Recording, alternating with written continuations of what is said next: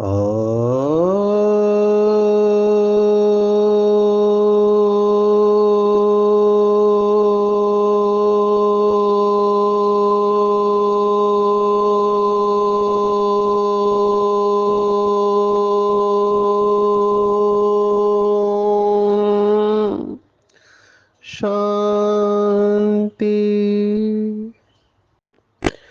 आज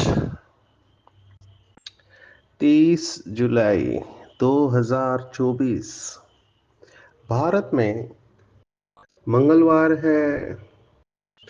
today is 23rd July 2024 and it's Tuesday in Bharat.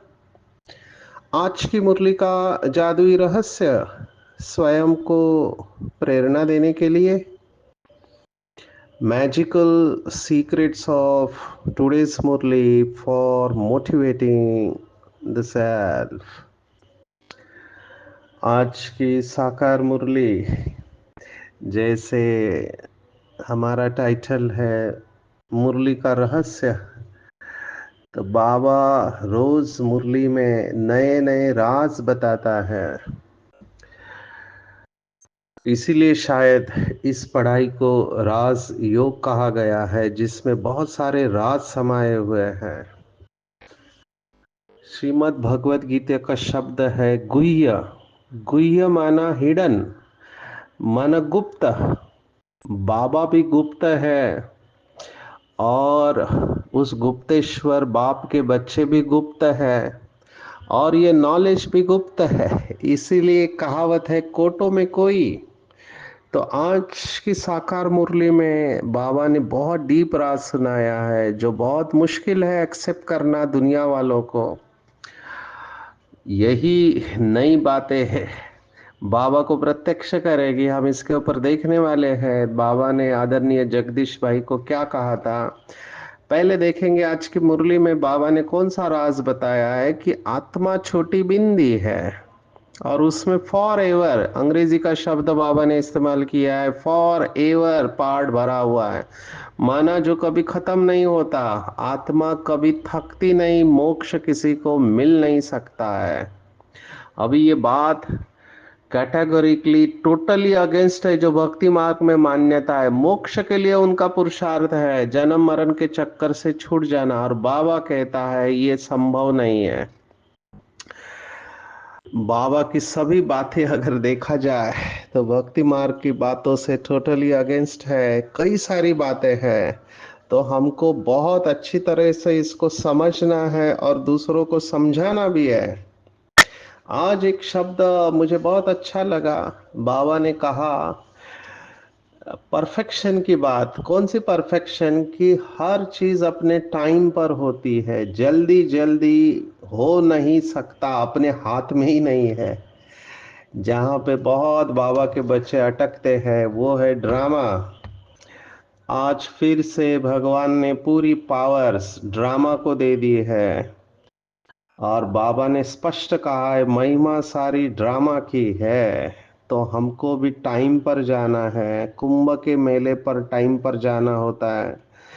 तो ये टाइम की बात बाबा ने कहा कि टाइम पर वापस जाना है। ये टाइम को हम थोड़ा गहराई से देखेंगे, कोशिश करेंगे। समय और संकल्प का कनेक्शन हम देखने वाले। एक तीसरी विशेष बात आज की साकार मुरली में आई है, जो बाबा ने 2-3 बार कही है। अगर कोई बात भगवान बार बार कह रहा है then it becomes very important. कौन सी बात आज की मुरली में दोहराई गई है? तो वो बात है दुखों की लिस्ट निकालो। अभी ये बहुत बड़ा प्रिंसिपल है डिसीजन मेकिंग का। जब हमको कोई भी डिसीजन लेना होता है तो हम अंग्रेजी में कहते हैं प्रोज एंड कॉन्स, प्लस और माइनस, फायदा और नुकसान। तो बाबा कह रहा है कि 25-30 मुख्य मुख्य दुख की बातें निकालो कि इस दुनिया में कितने प्रकार के दुख हैं। तो दुख की लिस्ट होगी तो कुछ ना कुछ बुद्धि में बैठेगा, बाकी तो सुना अनसुना कर देंगे। रीढ़ क्या जाने साज से, ऐसे कहावत है। तो ये लिस्ट निकालने का आज बाबा ने अभ्यास दिया है। कई बाबा के बच्चों ने निकाली भी होंगी लिस्ट। तो दुख बहुत है इस दुनिया में, नहीं तो लोग समझते हैं कि वो स्वर्ग में है। यहाँ पे कितनी सारी बीमारियां है, मच्छरों सदृश मनुष्य मरते हैं। फिर भारत की साफ सफाई और विदेश की साफ सफाई में कितना फर्क है, ये बाबा ने आज याद किया है। और फिर बाबा ने कहा कि गंधर्वी विवाह को याद किया है। सन्यासी खुद शादियां कराते हैं, वो गृहस्थियों को कहेंगे मास मास में विकार में जाओ।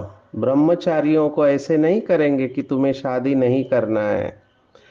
लेकिन यहाँ पर बाबा ने कहा गंधर्व विवाह करते और फिर दूसरे दिन खेल खलास हो जाता है।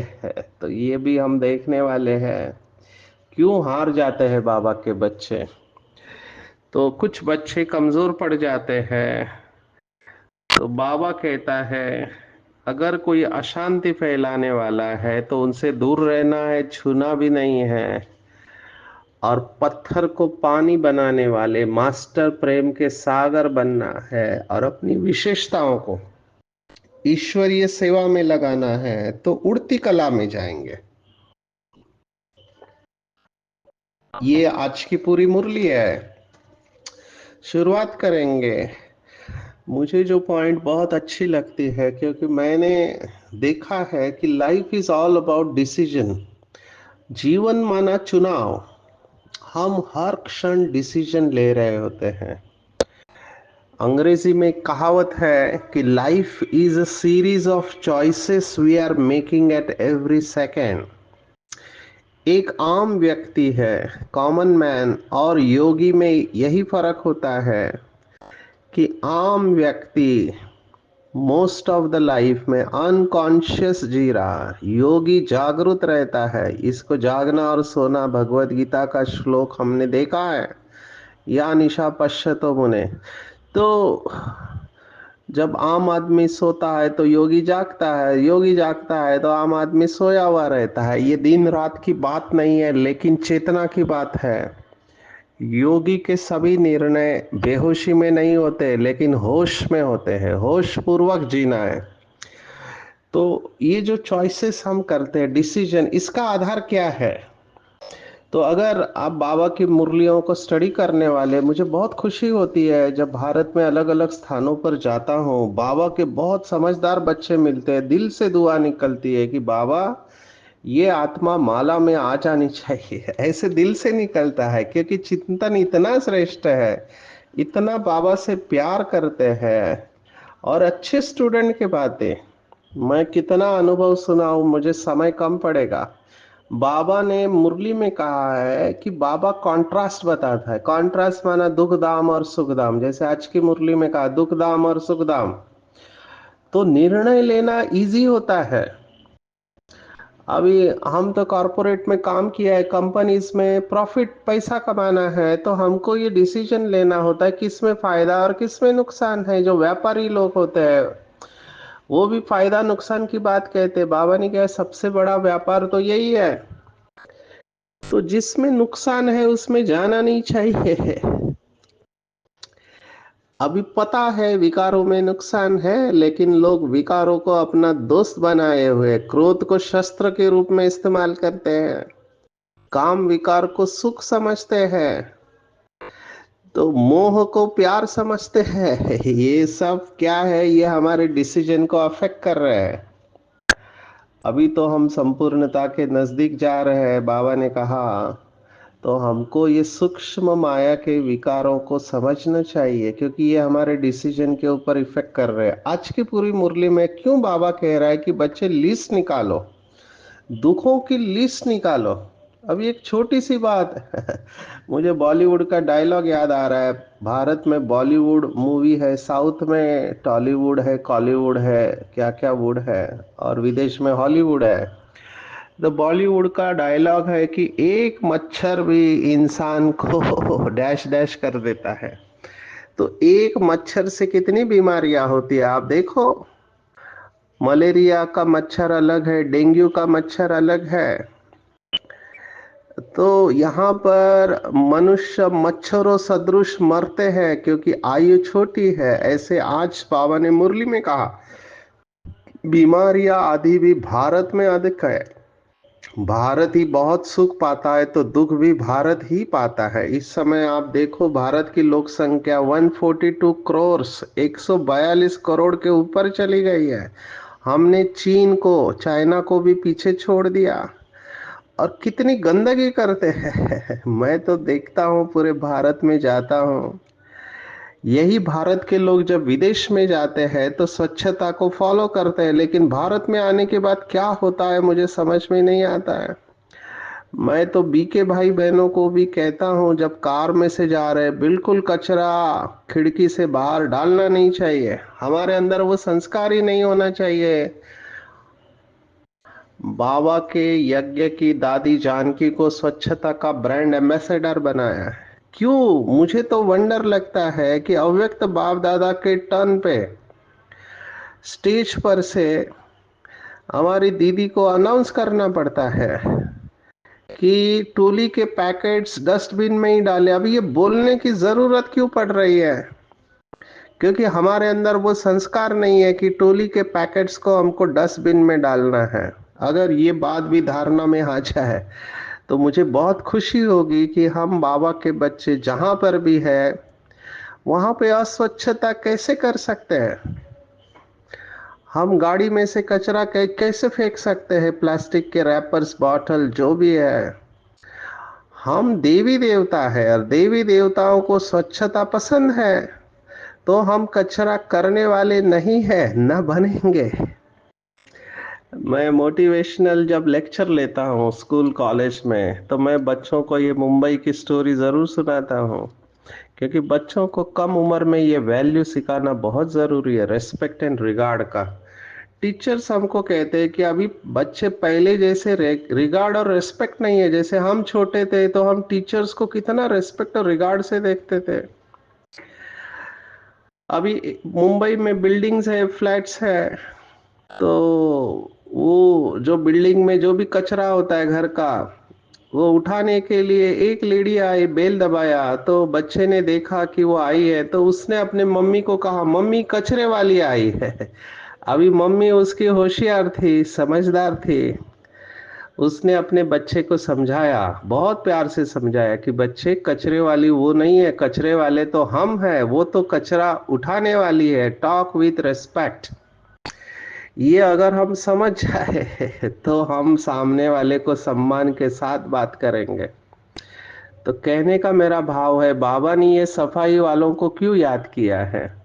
मुझे याद आ रहा है इंटरेस्टिंग कि ज्ञान सरोवर जब बना, ज्ञान सरोवर बनाने में कितनी मेहनत लगी ये सब जानते हैं, जिन्होंने भी सेवा दी है। पूरा पहाड़ था, पूरा जंगल था, तो उसको साफ सफाई करना, ऊपर नीचे है, उसको साफ सफाई करके वहां पे मकान बनाना, ये इंजीनियरिंग मार्वल्स है, कमाल है इंजीनियर्स की, बाबा के बच्चों की। इतने बड़े बड़े पत्थर तोड़ना, वहां पे पानी जमा करना, वगैरह वगैरह। हम भूल नहीं सकते हैं ज्ञान सरोवर में जो सेवा हुई बनते वक्त। तो जब बाबा का अवतरण हुआ ज्ञान सरोवर में, मुझे आज भी याद है, बाबा ने याद किया किसको? तो साफ सफाई करने वालों को याद किया। आप सोचो, भगवान की नजर किसके ऊपर पड़ी? साफ सफाई करने वालों के ऊपर। तो आज भी बाबा ने कहा कि यहाँ के सफाई करने वाले और विलायत के सफाई करने वालों में कितना फर्क है। विलायत में सारी इन्वेंशन यहाँ आती है। तो सतयुग में जितने भी अच्छे अच्छे विज्ञानी होंगे वो विलायत के होंगे, भारत के भी कुछ होंगे। तो ये सतो प्रधान अवस्था में होंगे, सतयुग में गंदगी का नाम निशान नहीं होगा। तो ये बहुत इंटरेस्टिंग है और इम्पोर्टेंट बात मुझे लगी। मुझे तो सचमुच में वंडर लगता है, अभी भी मेरा वही थॉट चल रहा है कि बाबा के बच्चे गंदगी कैसे कर सकते हैं। और गंदगी का बहुत बड़ा विस्तार है। मैं बार बार आपको विहासा के बारे में बता रहा हूँ, मैं इसका कोई एडवर्टाइजिंग नहीं कर रहा हूँ, लेकिन मेरे दिल को ये विहासा मॉड्यूल टच हुआ है कि दिव्य गुणों की धारणा है इसमें। अभी जो व्यक्ति अंदर से जितना स्वच्छ होता जाएगा वो बाहर की गंदगी को रिजेक्ट करने लगेगा। ये इनसाइड और आउटसाइड इसका कनेक्शन है।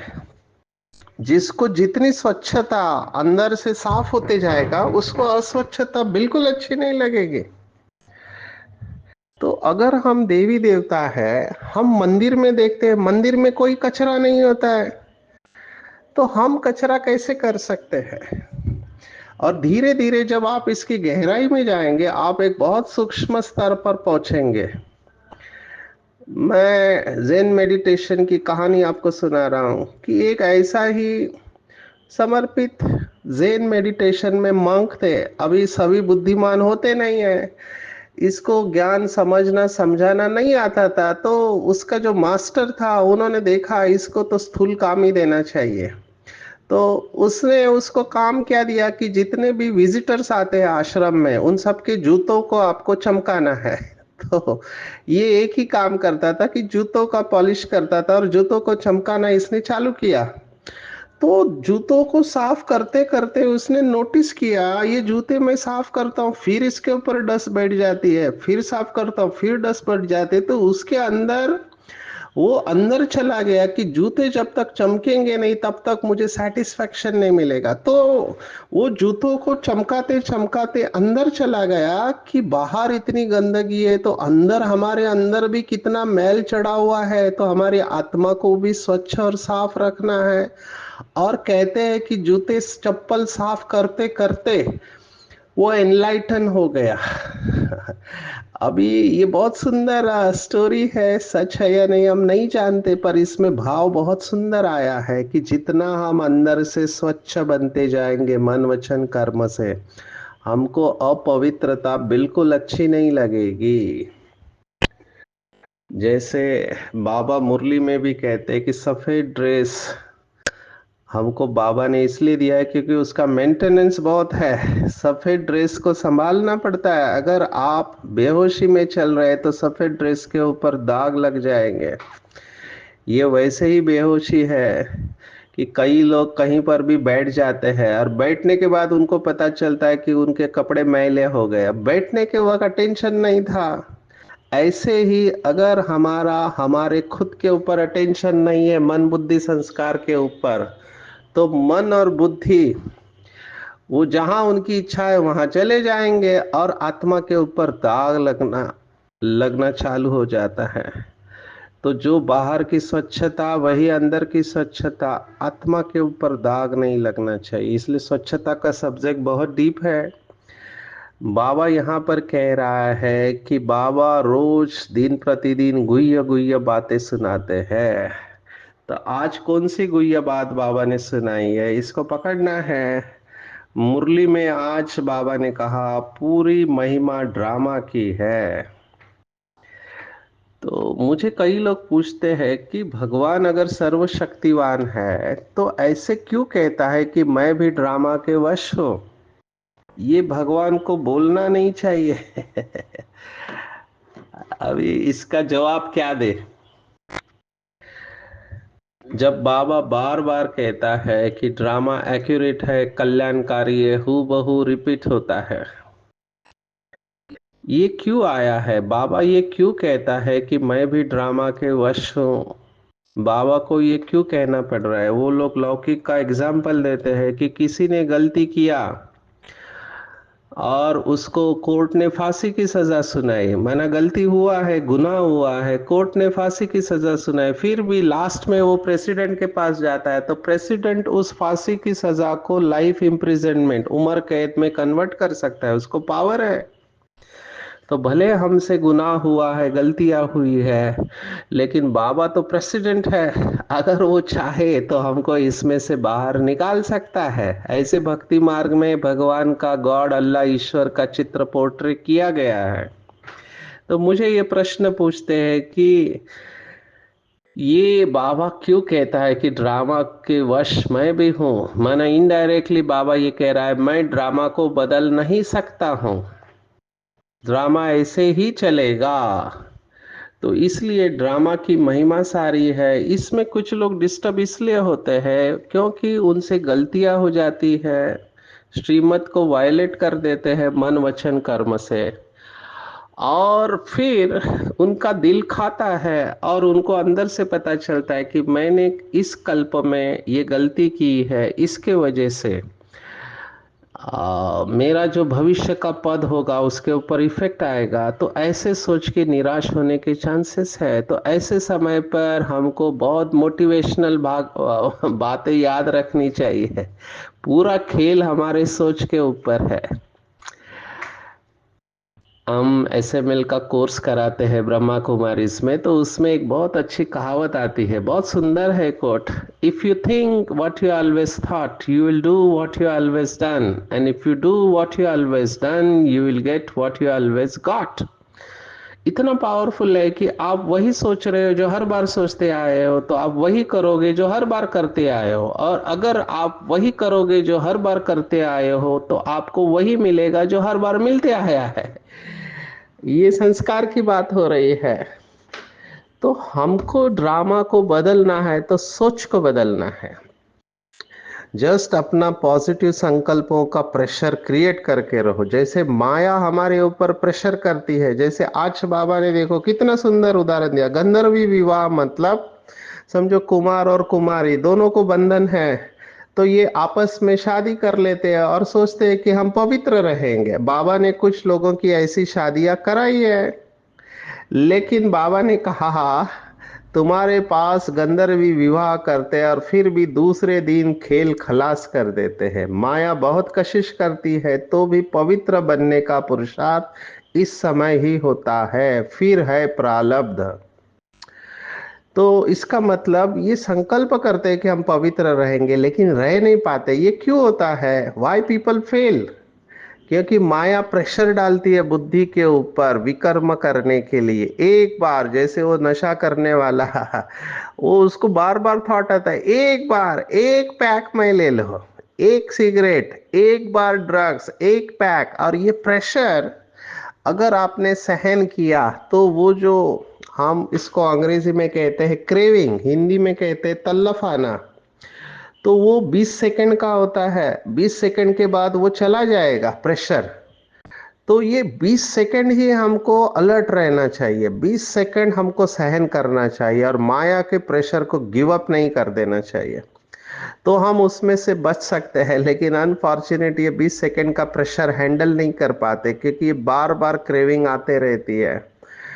तो ये साइंस हमको आज ये बता रहा है, न्यूरो साइंस, कि कोई भी कर्म किया है माया आपके ऊपर प्रेशर डालेगी पाप कर्म करने की, आपको सहन करना है। तो जब बाबा मुरली में कहता है संडे की कि झुकना पड़ेगा, मरना पड़ेगा, मोल्ड होना पड़ेगा, बाबा यही कह रहा है बच्चे विड्रॉवल आएंगे।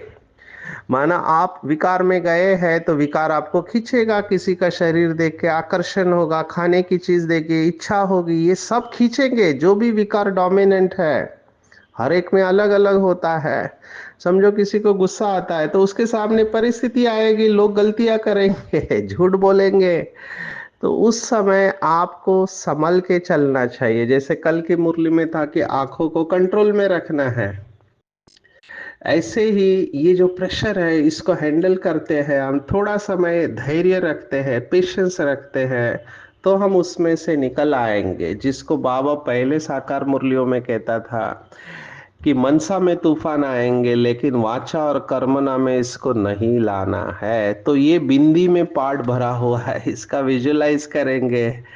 मुझे तो बिंदी का साक्षात्कार बहुत होता है, तो मैं सोचता हूँ इतने बिंदी में 5,000 साल का रील कैसे सेट हो सकता है।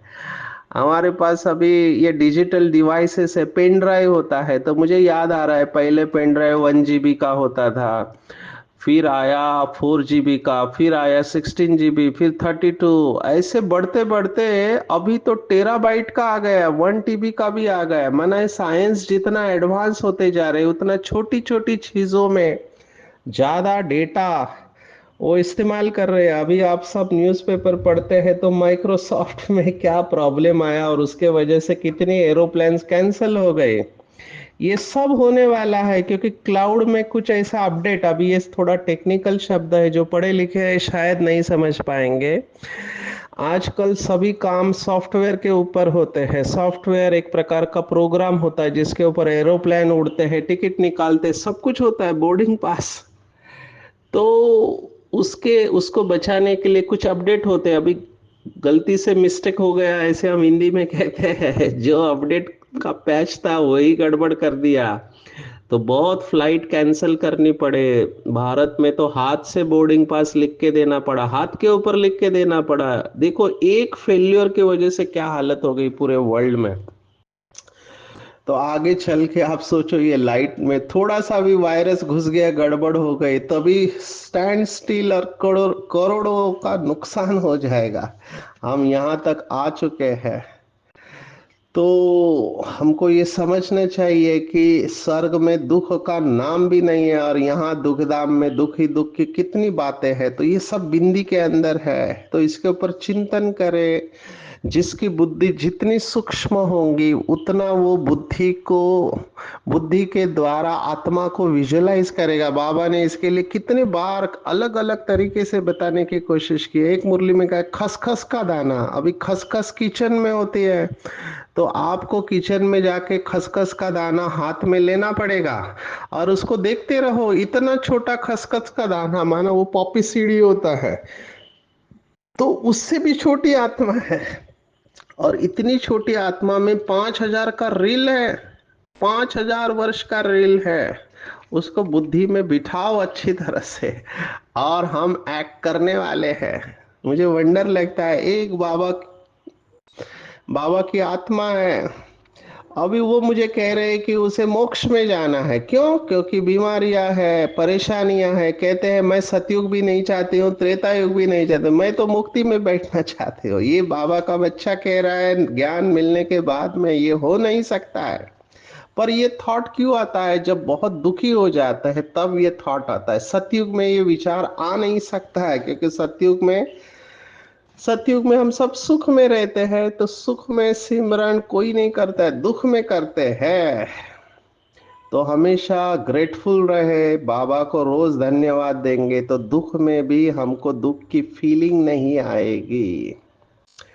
विशेष आज बाबा ने मंदिरों का भी कहा है, मुझे बताना था लेकिन समय कम पड़ रहा है। मंदिरों में शादियां होती है। अभी मैं मैंगलोर में एक मंदिर में गया, यहाँ गोकर्ण नाथ का मंदिर है, तो वहां पे देखा मंडपम है, शादी के मंडप, बाजू में मंदिर है, मंडप है। और आजकल नए मंदिरों में क्या एक ट्रेडिशन आया है, पहले एक का ही मंदिर होता था, अभी एक मंदिर कॉम्प्लेक्स के अंदर, जैसे ये गोकर्ण नाथ शिव का है, लेकिन उसमें हनुमान का भी है, देवी का भी है, कृष्ण का भी है, सबको एक साथ रख देते हैं। और विशेष मुझे आश्चर्य लगा, शिरडी के साईं बाबा का भी है। तो ये सब कलयुग के अंत में देखने को मिलता है। राइट और रॉन्ग में मैं नहीं जा रहा हूं, मैं केवल आपको ऑब्जर्वेशन बता रहा हूं। इसका आप अर्थ जो निकालना चाहिए निकाल सकते हैं कि मंदिरों में ये सब हो रहा है, शादियां होती है। ब्राह्मण जीवन की नेचुरल नेचर है, पत्थर को पानी बनाने वाले मास्टर स्नेह के सागर। बाबा ने इसके ऊपर बहुत बार मुरलियों में कहा हुआ है कि आत्मिक स्नेह की मूर्ति बनो। हमारा नेचुरल नेचर, बाबा ने कहा, मास्टर स्नेह का सागर है। जैसे हमने पहले भी कई बार देखा, स्पिरिचुअलिटी माना काइंडनेस, दया और करुणा। अगर कोई व्यक्ति में दया और करुणा नहीं है तो लोग कहते हैं यू आर नॉट स्पिरिचुअल। बाबा तो बैलेंस की बात कहता है, लव और लॉ की, लेकिन आज कह रहा है मास्टर प्रेम का सागर। जैसे प्यार के सागर ने अपने प्यार स्वरूप की अनादि नेचर से आप बच्चों को अपना बना लिया, ऐसे हम भी बाबा के बच्चे आत्माओं को सच्चा, निस्वार्थ और आत्मिक प्यार दे। ये आत्मिक शब्द बहुत इंपॉर्टेंट है, बॉडीली प्यार नहीं, जिस्मानी प्यार नहीं, आत्मिक प्यार दे। तो इस आत्मिक प्यार के आधार पर उनकी नेचर परिवर्तन हो जाएगी। तो ये आत्मिक शब्द बहुत इंपॉर्टेंट है। और जो भी बाबा के बच्चे चाहते हैं कि हम फास्ट आगे जाए इस ईश्वरीय ज्ञान में, तो बाबा ने बताया उसका सॉल्यूशन है, अपनी विशेषताओं को पहचानो। मैनेजमेंट में हम स्वॉट एनालिसिस करते हैं कंपनियों में, स्ट्रेंथ, वीकनेस, अपॉर्चुनिटीज और थ्रेट, माना मेरे अंदर कौन सी विशेषता है, कमजोरी कौन सी है। तो विशेषता जो भी ड्रामा प्लान अनुसार मिली है उसे ईश्वरीय सेवा में लगाएंगे तो उड़ती कला में उड़ते रहेंगे। तो आज की पूरी मुरली में टेक होम, अगर आप मुझे कहो तो मैं कहूंगा गुह्यता में जाओ। बाबा जो गुह्य गुह्य रास की बातें बताते हैं, ड्रामा की पॉइंट ही ले लो, आत्मा की पॉइंट ले लो कि आत्मा कभी थकती नहीं है, इसको अनुभव करो। शरीर थकता है, आत्मा नहीं थकती। तो आत्मा की जितनी स्मृति में रहेंगे, बाबा ने कहा यहां से दिल्ली जाएंगे तो भी थकेंगे नहीं। और हम एक्टर है तो मोक्ष मिल नहीं सकता है। टाइम पर ही सब कुछ होता है, पहले नहीं हो सकता, लेट नहीं हो सकता। इसको भी चिंतन करेंगे और अपने नेचुरल नेचर को भूलेंगे नहीं। हमारा नेचर है मास्टर स्नेह का सागर बनना है, पर वो आत्मिक स्नेह की मूर्ति बनना है और बुद्धि को विशाल बनाना है। सजाओं से छूटने के लिए रिगार्ड पढ़ाई का रखना है, कभी भी दुख नहीं देना है, अशांति नहीं फैलानी है। और विशेषता जो ड्रामा प्लान अनुसार मिली है उसे सेवा में लगाना है, तो उड़ती कला में उड़ते रहेंगे। अच्छा, ओम शांति।